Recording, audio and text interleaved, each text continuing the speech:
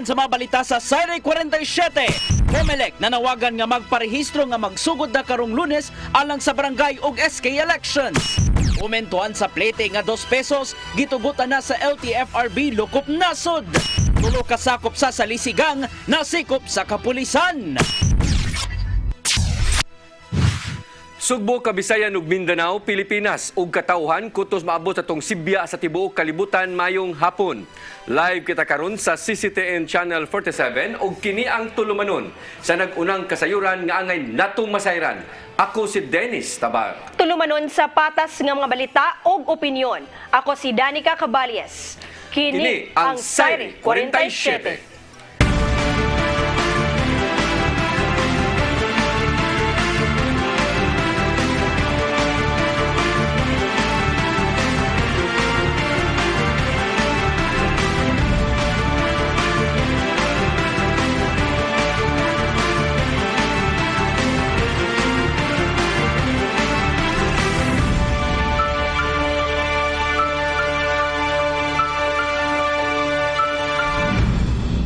Og karon sa kompletong detalye sa atong mga balita, Comelec Cebu City miauhag sa katawhan nga magparehistro na sugod karong Lunes. Hangtod na kini sa Pitsa 23 sa samang buwan alang sa umabot nga barangay ug SK elections. Apan giklaro sa ahensya nga ang SK nga nagpangidaron o maparehistro lang kadto nag-edad og 15 anyos sa di pa ang Disyembre 5. Ang kasayuran ihatod ni Desime Padilla. Mahatagan na sabog higayon ang katawhan sa Cebu City nga makaparehistro aron makabutar sumaabot nga barangay ug sangguniang kabataan kun SK elections karong Disyembre 5, 2022. Kini human nga sugod sa Hulyo 4 hangtod sa Pitsa 23 sa samang buwan. Mobalik na sa pagpanawat ang Commission on Elections ug Comelec o voters registration. Apan giklaro ni Cebu City North District Election Officer Attorney Marshall Sarno ang mahimong makaparehistro sa SK katong mag-edad og 15 anyos sa dili pa ang December 5. Sigun sab ni Attorney Sarno gumikan sa kagamay sa lugar sa Comelec Cebu City ug gipanglantawan nila nga daghan ang magparehistro aron makabutar sa maabot nga barangay ug SK election. Doon na sila satellite registration nga pagahimuon. Tungod sa kagamay sa atong lugar nga gipanglantawan nato kay barangay election daghan magparehistro nga gamay ra ito ang registration. Ang Cebu City North ug South District magpahigayon og satellite registration dito sa mga malls. Sa North District ang July 4 to 6 dito ipahigayon sa Times Square, Talamban. 7 to 9 sa Robinson Cybergate. Ang kining 18 to 23 Robinson Galleria.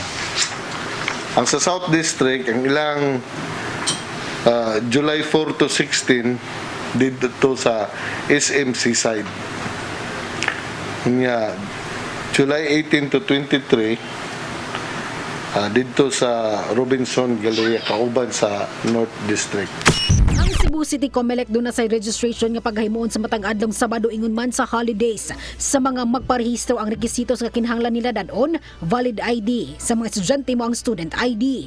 Giklaro ni Attorney Sarno nga walay registration nga paghimuon sa ilahang buhatan. Ang naara silang opisina mo ang pagkuha og voter certification. Hinuon kun mahumana ang registration alang sumabot nga barangay ug SK election, mobalik ra sab sila sa ilahang opisina.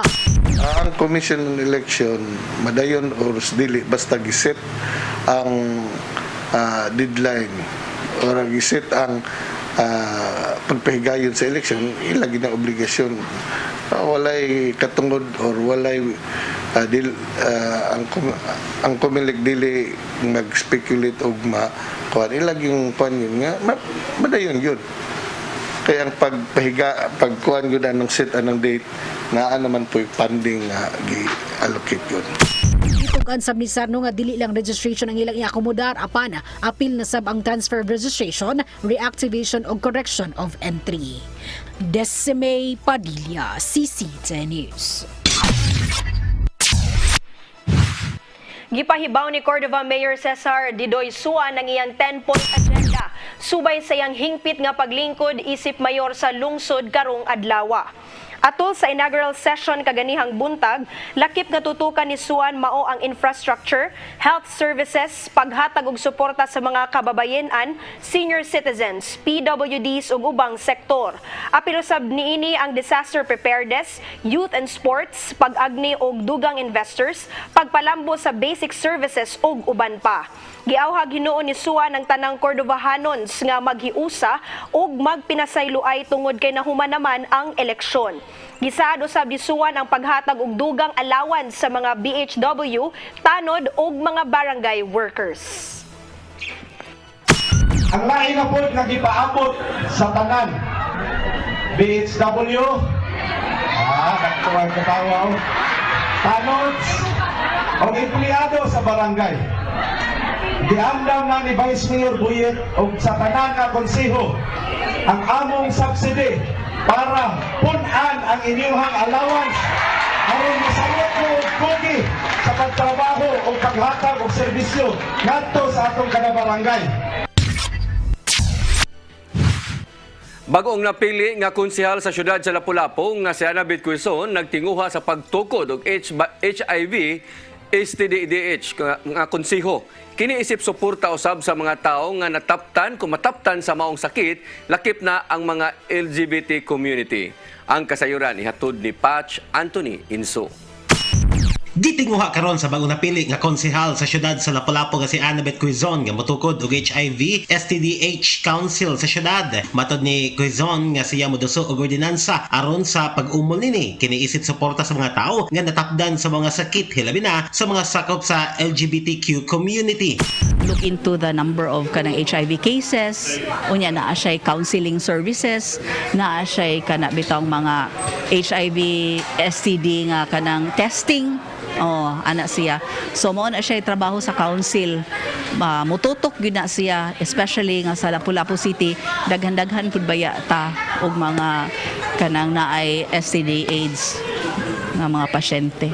Ug sa mga ordinansa ang HIV STD-H Council motanyag og libre nga counseling services, HIV testing ug mao'y mo monitor sa ihat sa mga kaso sa HIV sa syudad. Sa ni Quezon nga sa kasamtangan dunay programa kalabot nini sa HIV ang City Health Office apan buot ni Quezon nga palagman pa ang serbisyo alang sa mga nagpositibo sa mao nga sakit.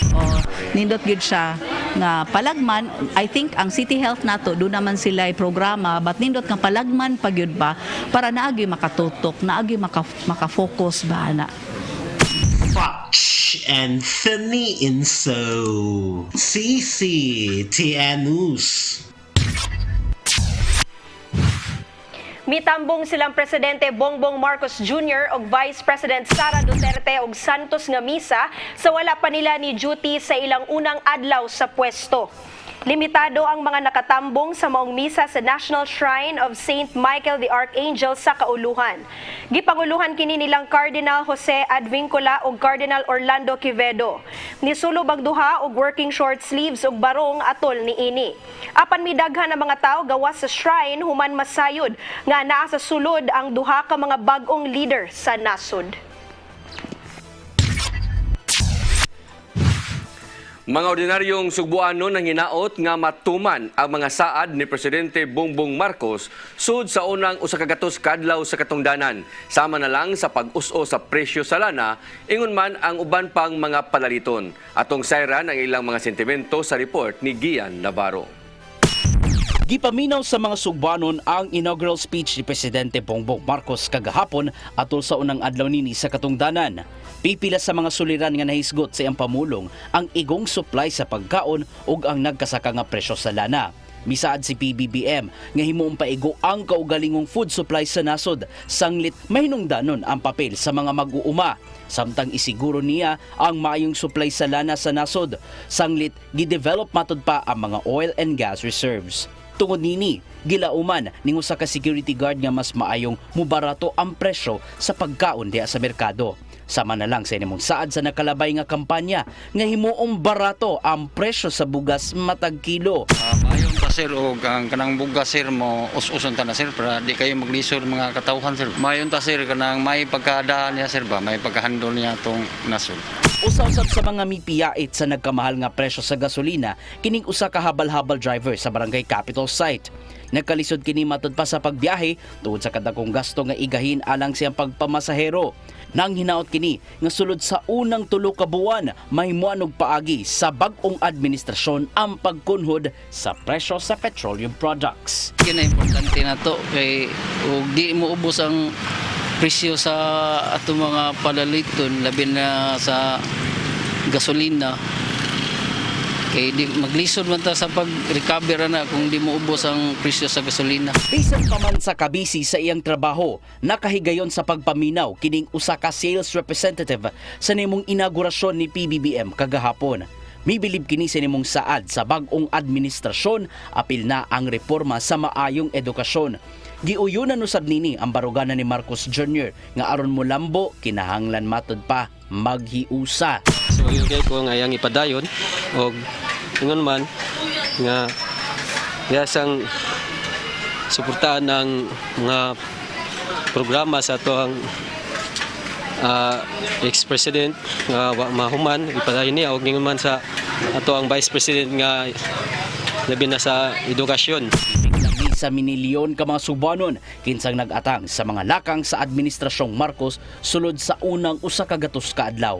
Guminomduman nga sa wala pa kini nanumpa sa katungdanan na mahayag si PBBM nga dako og ikatabang ang Sugbo alang sa ekonomiya sa nasod. Matud nini nga naguna ang Sugbo kung isgutan ang economic activity. Butang nga gipanginaot nga makatabang kini alang sa gitawag niyang economic transformation sa nasod.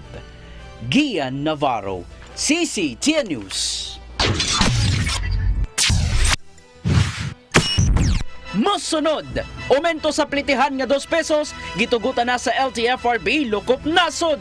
Kana ugupan pa mga balita sa pagbalik sa Sayre 47.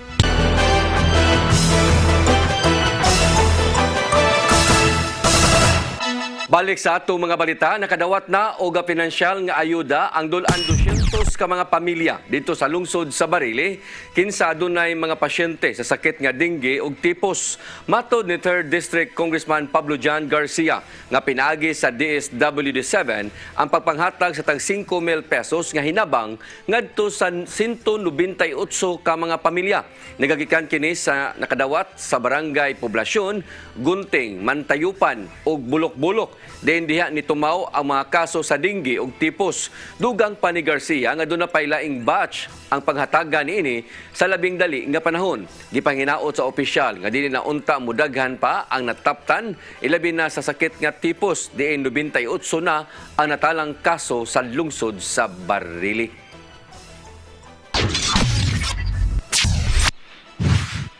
Mandawi City Mayor Jonas Cortez gustong paninduton pa ang parke sa Padjara nga nahimutang ilawom sa Marcelo Fernan Bridge sa Barangay Umapan.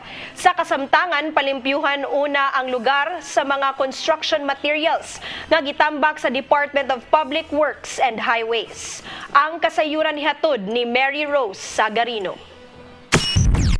Sa paglingkod ni Mayor Jonas Cortez sa iyang ikaduhang termino o ikalimang termino sa kinatibukan, gusto niini nga paninduton pa ang parke sa Pahara nga nahimutang ilawom sa Marcelo Fernan Bridge sa Barangay Umapad.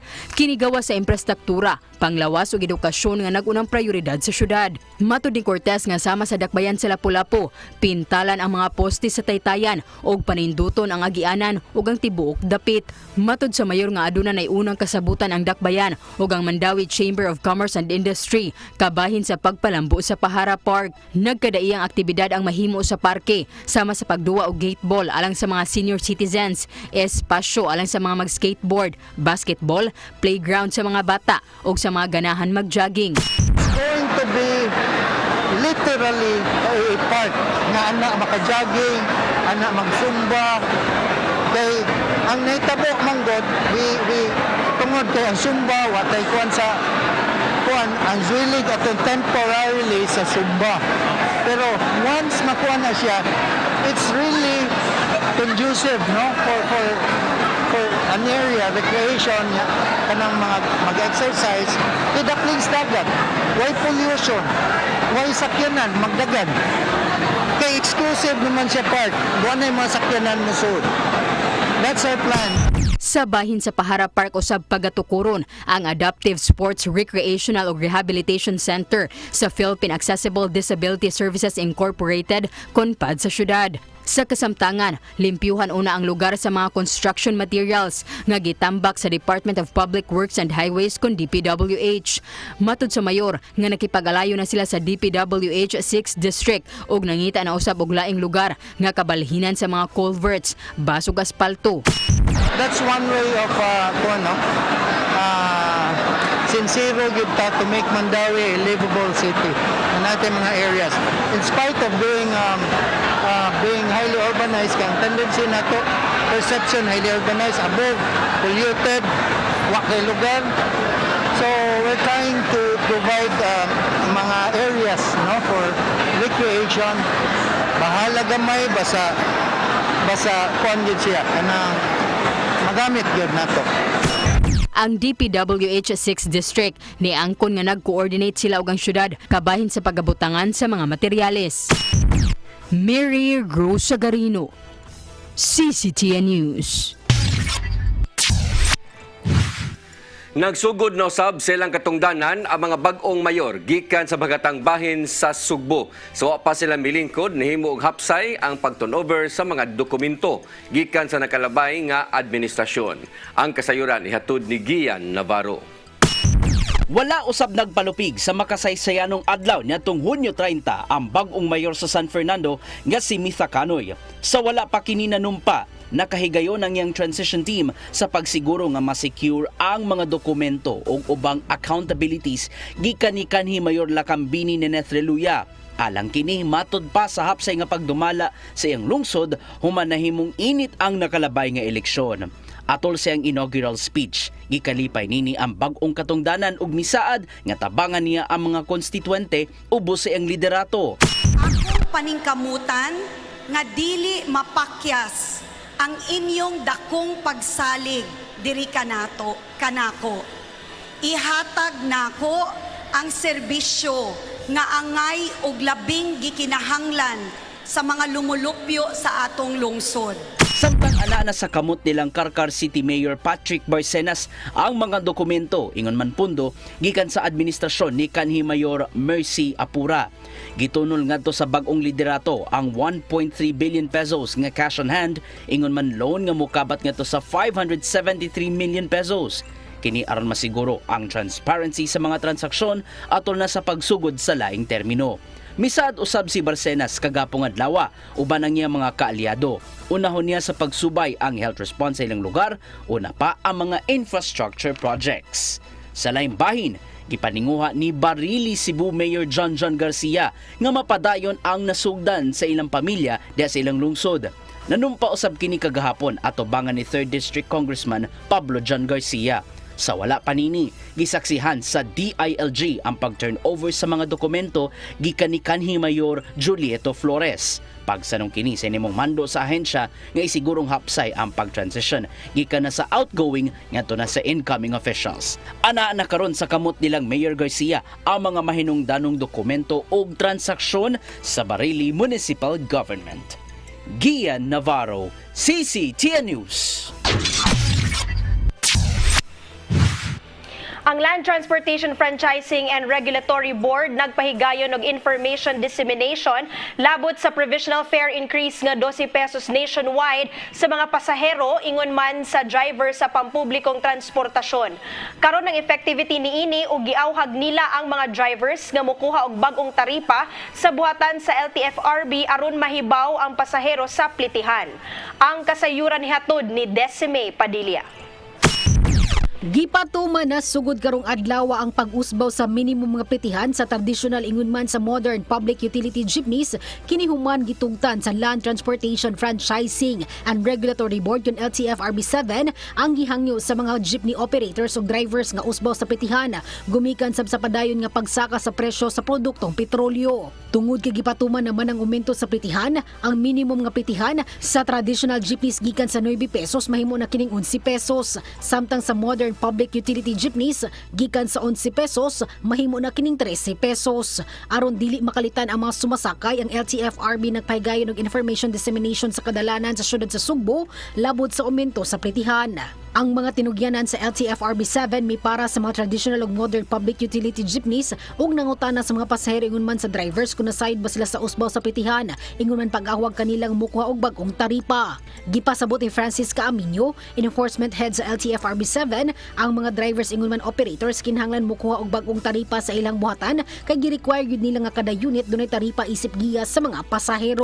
Naman doy mga pasahero nga morikuha man kay taripa kay ato man ginang gi-require sa ilahang kada unit nga naay taripa para dili ma-mislead ang mga pasahero.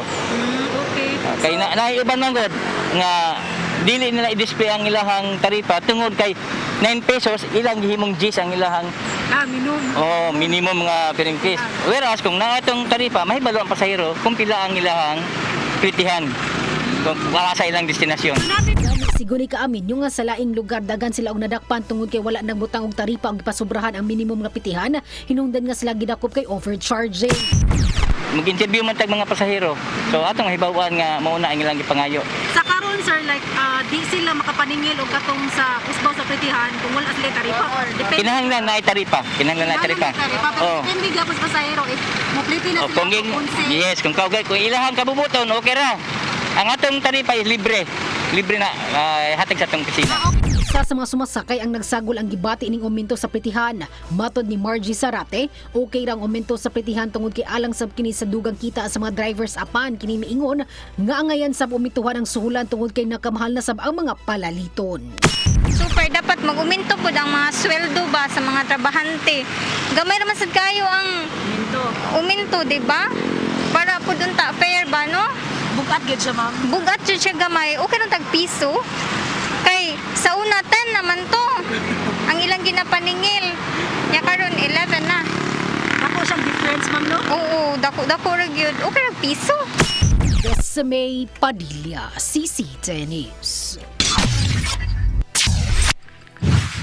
Barangay Subang Dako sa siyudad sa Mandawi City nagsugod na silang selebrasyon sa Nutrition Month. Ang unang aktibidad niini mao pagpahigayon og 120 ka adlaw nga pagpakaon niadtong mga bata nga mga malnourished nga nag-edad og usa ngadto sa 4 anyos. Ang kasayuran ihatod ni Mary Rose Sagarino.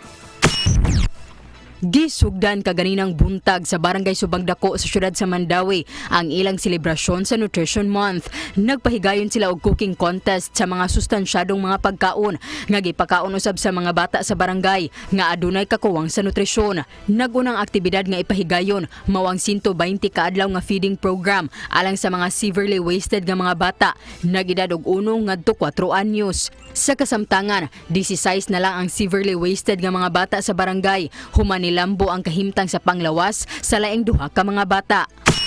Oo, lipay kayo nga kanana ang makuha-kuhaan in tao ng mga bata nga kaning malnourished or underweight, mga wasted nga mga bata. Matod ni Kulina, nga tinguha nila nga mapalambo ang kahimtang sa panglawas sa tanang bata sud sa 120 ka adlaw nga feeding program. Gawas sa barangay, pipila usab ka organisasyon ang mo-sponsor sa feeding program. Matod ni Kulina nga mga sustansyadong pagkaon o gatas ang ihatod sa mga panimay sa mga severely wasted matag adlaw sud sa 4 ka buwan. Giawhag usab sa mga opisyal sa barangay ang mga residente sa pagpananom og mga utanon aron makadaginot og sa samang higayon maanad sa pagkaon og utanon aron sa healthy lifestyle. Gawas sa nutrisyon, gikampanya usab sa barangay ang pagpanglimpyo sa panimay ug palibot hilabi na sa hulga sa dengue. Sa committee sa environmental partner din sa health. Kay tungod ang pagpanglimpyo sa ato ang tagsa-tagsa mga kabalayan kana ganing usa gyud na siya nga makahatag pod og kanang ang di man limpyo makahatag og sakit sa mga kabataan no. So ang pagpanglimpyo usa nga solusyon nga ang mga kabataan una na to ang mga bata nga dili magsakit. Lakip sa ilang ipahigayon karong buwana ang mother's class nga kabahin sa sanitation. Mary Rose Sagarino, CCTV News. Mosunod, tulo ka sakop sa salisigang na sikop sa kapulisan. Kana uguban pa mga balita sa pagbalik sa Serie 47.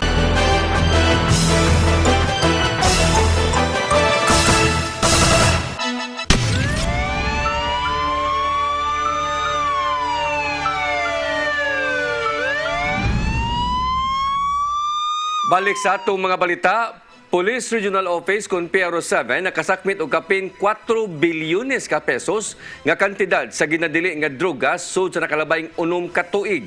Bunga kini sa subsob nilang operasyon ubos sa kampanya batok sa ginadili nga drugas ni kanhi Presidente Rodrigo Duterte.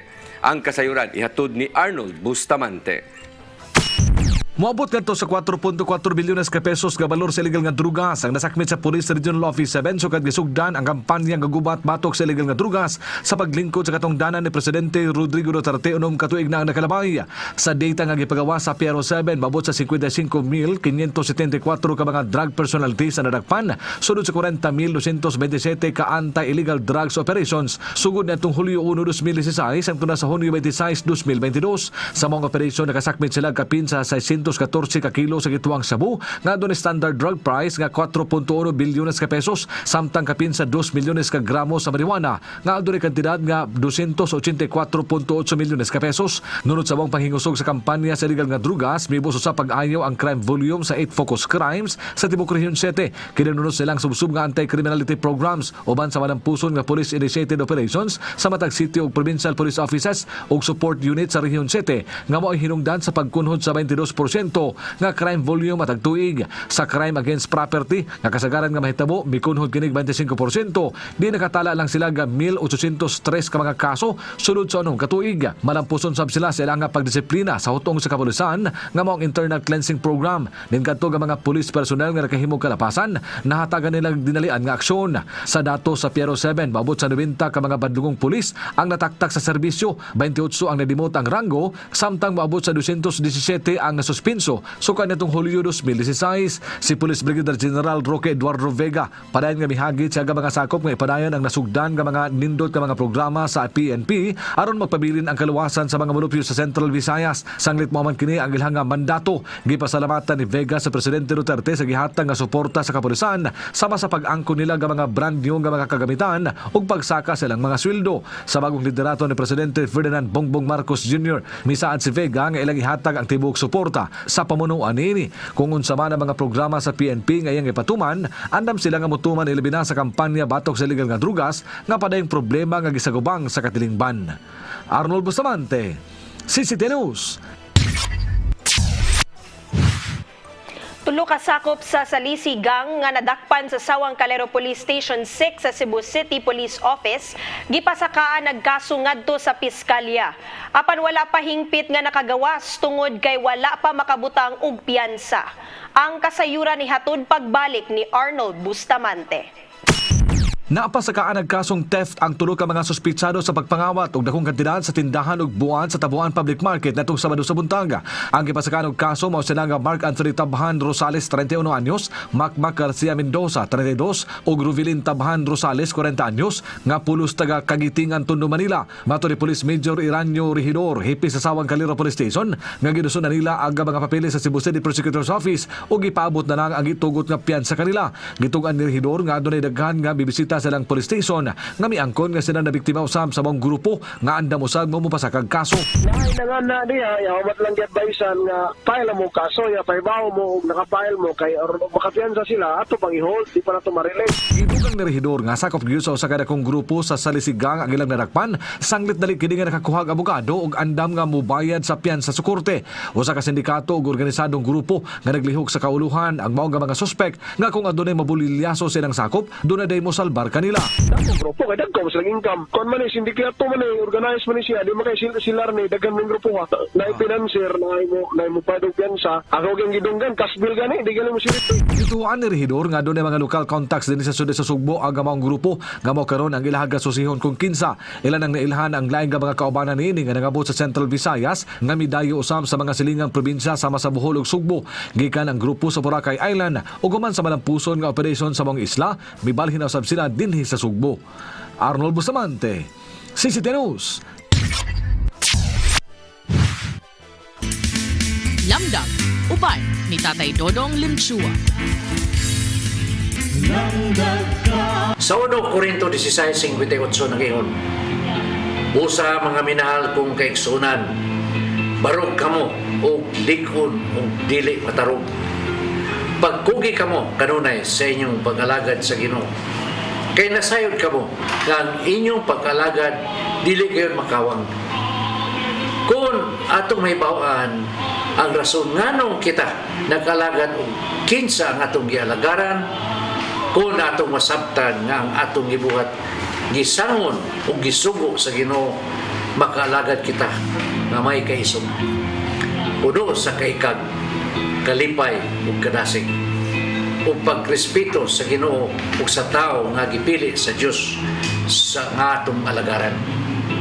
Ang pag-alagad nga malipayon usa ka larawan sa pagsalig ug pagtuo sa Ginoo. Kini usa ka timailhan nga bisag unsa pa ang imong magian o mahiaguman samtang nag-alagad sa Ginoo, dili ka matayo. Ug musalig ka nga ang Ginoo dapig kanimo aron sa paghatag og iikong kusog, grasya ug kalinaw nga walay sukod. Mga igsoon, mo kining atong lamdag karong adlaw.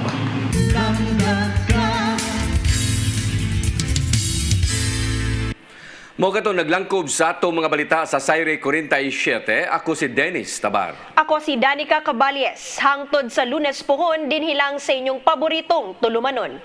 Sayre 47.